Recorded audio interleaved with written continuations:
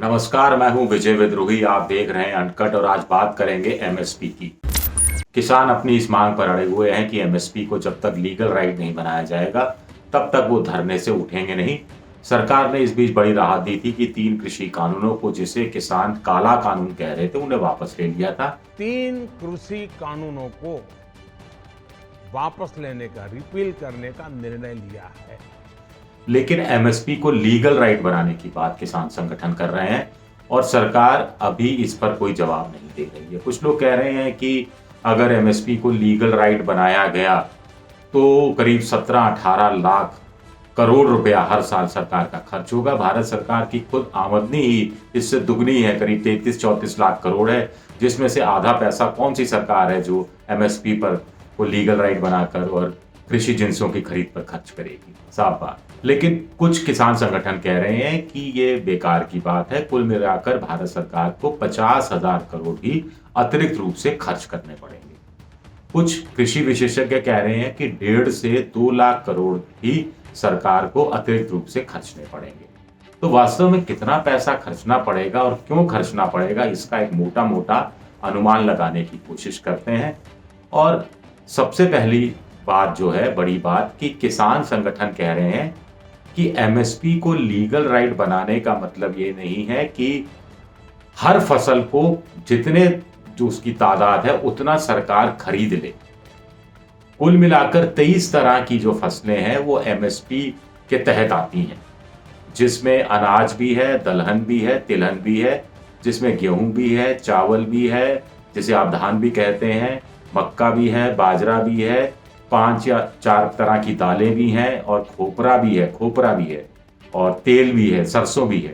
तो कुल मिलाकर इसका उत्पादन देश में 25-26 करोड़ टन है। पिछले साल तो 29 करोड़ टन हुआ था। तो किसानों का कहना है कि एमएसपी को अगर आप लीगल राइट बनाते हैं तो इसका मतलब ये नहीं है कि ये पूरा 29 करोड़ टन आप खरीद लें। नहीं, बिल्कुल भी नहीं।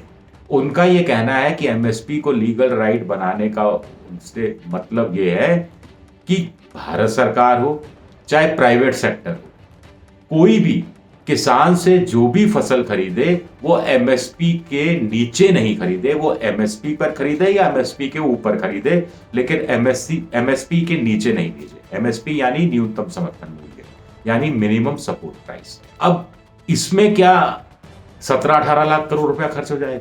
अब 2019-2020 के भारत सरकार के ही आंकड़े देखते हैं।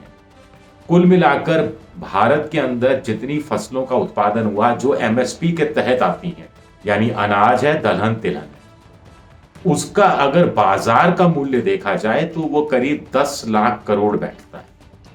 अब मान लीजिए पूरा 10 लाख करोड़ की फसलें भारत सरकार खरीद लेती है तो भारत सरकार पर बोझ कितना पड़ेगा? 10 लाख करोड़। तो 18 लाख करोड़ वाला तर्क तो यहीं धराशायी हो जाता है। दूसरा, 65-70% आबादी इस देश में किसानों की है। किसान जाहिर है कि जो कुछ उगाते हैं सबका सब नहीं बेच देते, चाहे सरकार को हो, चाहे प्राइवेट क्षेत्र को हो, चाहे खुले बाजार में हो।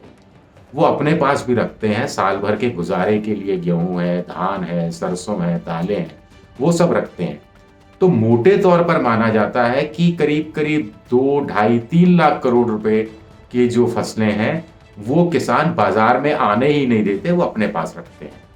तो 10 लाख करोड़ में से मान लीजिए आप 3 लाख करोड़ हम मान के चलते हैं, 3 लाख करोड़ चला गया तो 7 लाख करोड़ रुपया रह गया। तो अगर ये पूरा 7 लाख करोड़ की फसल भारत सरकार खरीद लेती है तो भी भारत सरकार पर सिर्फ 7 लाख करोड़ का भार पड़ेगा, 17-18 लाख करोड़ का नहीं पड़ेगा। अब आगे देखिए, भारत सरकार एमएसपी पर खरीदती है, गेहूं खरीदती है, धान खरीदती है, सोयाबीन खरीदती है, दालें खरीदती है, सरसों खरीदती है, कपास खरीदती है, गन्ना एक तरह से खरीदती है, खोपरा खरीदती है। मोटे तौर पर ये चीजें तो सरकार खरीदती है। और कितना खरीदती है? लेटेस्ट आंकड़ा अगर आपको बताएं तो पिछले साल का भारत सरकार ने 2.5 लाख करोड़ रुपए का केवल गेहूं और धान खरीदा। 50,000 करोड़ का कॉटन कॉर्पोरेशन ऑफ इंडिया ने कॉटन यानी कपास खरीदा। तो 2.5 लाख करोड़ और 50,000 करोड़ यानी 3 लाख करोड़। इसके अलावा जो अलग अलग तरह की दालें हैं, सरसों है, ये करीब करीब 40 से लेकर 50,000 करोड़ का और खरीदा, तो कुल हो गया 3.5 लाख करोड़। तो अब जो ये 7 लाख करोड़ बचे थे उसमें से 3.5 लाख करोड़ रुपया और घटा दें तो बचता कितना है? 3 लाख करोड़, 3.5 लाख करोड़ के आसपास। तो अब ये 3.5 लाख करोड़ रुपए का भी फसलें सरकार खरीद लेती है तो सरकार पर अतिरिक्त बोझ कितना पड़ेगा? 3.5 लाख करोड़ का। कहां 17-18 लाख करोड़, कहां 3.5 लाख करोड़। लेकिन किसान तो कह रहे हैं साहब 1.5 लाख से 2 लाख करोड़ का ही अतिरिक्त खर्चा आएगा। तो ये बाकी का क्या? बाकी का ये कि किसानों का कहना है कि सारी की सारी फसल तो किसान सरकार को बेचेंगे नहीं, ना ही सरकार खरीदेगी एमएसपी पर। प्राइवेट सेक्टर भी तो किसानों से लेता है। आटा मिल वाले भी तो आटे के लिए किसानों से ही गेहूं खरीदते हैं। बिस्किट बनाने वाले, जो चावल के चिप्स वगैरह बनाते हैं, वो धान किसानों से ही खरीदते हैं, और आटा भी किसानों से, गेहूं भी किसानों से खरीदते हैं। दाल मिल वाले ये दालें भी किसानों से खरीदते हैं। तो ये जो 3 लाख करोड़ के आसपास है, इसमें मान के चले अगर हम 1 लाख करोड़ के आसपास भी प्राइवेट सेक्टर खरीदता है तो बच गए कितने? 2 लाख करोड़ रुपए। तो भारत सरकार पर बोझ पड़ेगा 2 लाख करोड़ का। अब भारत सरकार जो एमएसपी पर चीजें खरीदती है उसको हाईली सब्सिडाइज रेट पर, बहुत ज्यादा सब्सिडाइज रेट पर राशन की दुकानों के माध्यम से बेचती है। लेकिन बेचती तो है, कुछ पैसा आता तो है। गेहूं चावल करीब 5 रुपए 5.5 रुपए के हिसाब से सब्सिडाइज रेट पर मिलता है, जो बाजार में, खुले बाजार में करीब 20 रुपए 18 रुपए 22 रुपए, अलग अलग ग्रेडिंग के हिसाब से चावल 35 रुपए 50 रुपए ग्रेडिंग के हिसाब से होता है। तो इससे भी कुछ आय होगी ही होगी सरकार को। तो 25-30 हजार करोड़ रुपए की अगर ये आय मान ली जाए तो करीब 1.25 लाख करोड़ के आसपास ही सरकार पर अतिरिक्त फर्क पड़ेगा। लेकिन इनडायरेक्ट वे में सरकार को क्या क्या फायदा होगा? सबसे बड़ा फायदा तो छवि को लेकर होगा। सबसे बड़ा फायदा उत्तर प्रदेश के चुनाव को लेगा। अगर सरकार एमएसपी को लीगल राइट घोषित कर देती है तो सारे के सारे ये किसान खुश हो जाएंगे, उत्तर प्रदेश का किसान भी खुश हो जाएगा और वो बीजेपी को वोट दे देगा। सरकार की छवि जो किसान विरोधी बनती जा रही है वो किसान के पक्ष वाली हो जाएगी। एक बड़ा फायदा ये होगा, पॉलिटिकल फायदा। आर्थिक फायदा इस रूप में, थोड़ा सा इस रूप में होगा कि जब 1.5 लाख करोड़ 2 लाख करोड़ रुपया किसानों के खाते में जाएगा, हर साल उनके हिस्से जाएगा, तो जो अतिरिक्त बोझ पड़ेगा जो सरकार पर, जो कहा जा रहा है, तो किसान उससे कुछ सामान खरीदेगा। जो भी सामान किसान खरीदेगा उस पर भारत सरकार को टैक्स मिलेगा, जीएसटी मिलेगी, राज्यों को मिलेगी, केंद्र को मिलेगी, आदि आदि बढ़ती आप जानते हैं। तो इसमें भारत सरकार जो खर्च करेगी 1.5 से 2 लाख करोड़, उसका कुछ हिस्सा वापस आ जाएगा। आएगा कि नहीं आएगा? आएगा। इसके अलावा क्या होगा कि दालें हैं, तिलहन है, तेल है, ये भारत बहुत आयात करता है विदेशी डॉलर में, विदेशी डॉलर के अंदर विदेशी पूंजी में, विदेशी करेंसी में हमें पे करना पड़ता है। अब अगर दालों को और तिलहन को, एमएसपी को लीगल राइट बनाया जाता है तो इससे कंपटीशन बढ़ेगा। प्राइवेट क्षेत्रों को भी जो सरकार घोषित करेगी दर, उसी दर पर दालें खरीदनी पड़ेंगी, उसी दर पर तेल खरीदना पड़ेगा। तो इससे क्या होगा कि किसानों को थोड़ा मुनाफा होगा, थोड़ा पैसा बचेगा और किसान भी अधिक बड़ी संख्या में दाल उगाना शुरू करेंगे। तिलहन के क्षेत्र में अभी भारत सरकार ने कुछ योजना भी शुरुआत की है, करीब करोड़ों रुपया खर्च करने की बात है अगले कुछ सालों में। तो इससे विदेशी मुद्रा का बोझ कम पड़ेगा। विदेशी मुद्रा का बोझ कम पड़ेगा, भारत सरकार की विदेशी मुद्रा बचेगी, तो उसका इनडायरेक्ट वे में आर्थिक फायदा कितना होता है ये बताने की जरूरत नहीं है, वो फायदा होगा। एक और बात कही जा रही है कि जैसे भारत सरकार को अपनी जेब से तो 1.5-2 लाख करोड़ रुपया देना है, बाकी तो प्राइवेट सेक्टर को देना है। जैसे गन्ना का है, गन्ना का केंद्र सरकार एफआरपी तय करती है, राज्य सरकारें एसएपी तय करती हैं। अभी 350 रुपये प्रति टन घोषित किया गया है, लेकिन ये पैसा तो सरकार को देना नहीं है, ये चीनी मिल मालिकों को देना है।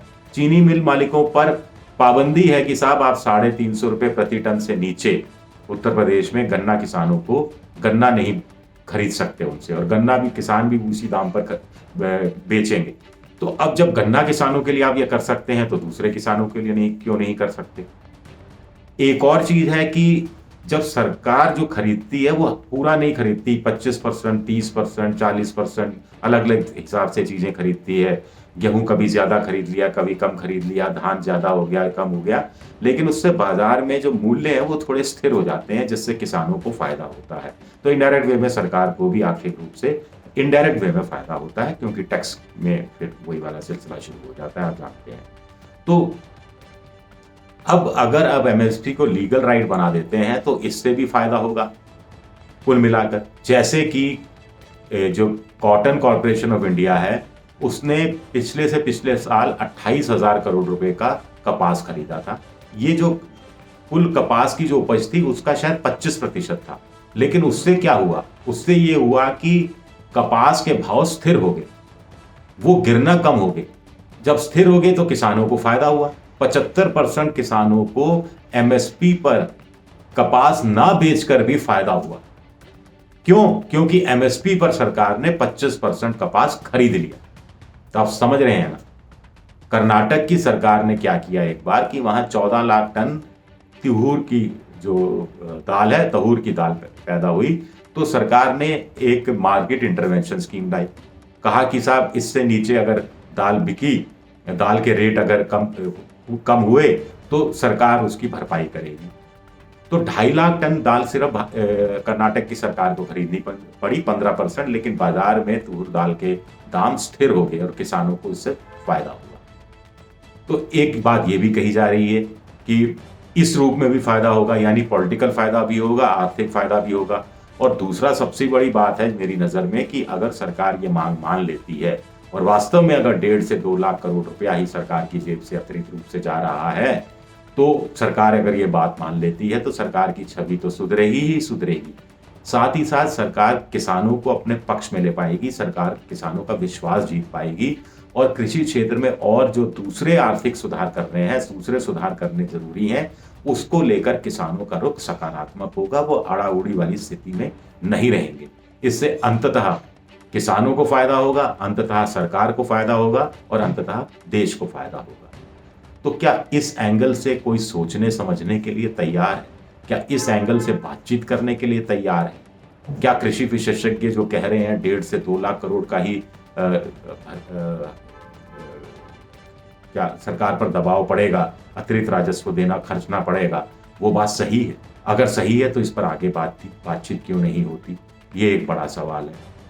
लेकिन क्या किसानों को लेकर सरकार थोड़ा निश्चिंत नहीं है? क्या सरकार को लग रहा है कि पेरिशेबल आइटम्स हैं, कल अगर ये मान ली एमएसपी को लीगल राइट बनाने की, तो कल को किसान कहेंगे साहब फलों को भी एमएसपी के तहत में लाओ, सब्जियों को भी लाओ, और फूलों को भी लाओ, और दूध को भी लाओ। दुग्ध उत्पादन, जो दूध के उत्पादन है, पनीर है, मुर्गी पालन है, अंडे हैं, मछली पालन है, ये सबको भी एमएसपी पर ले आओ।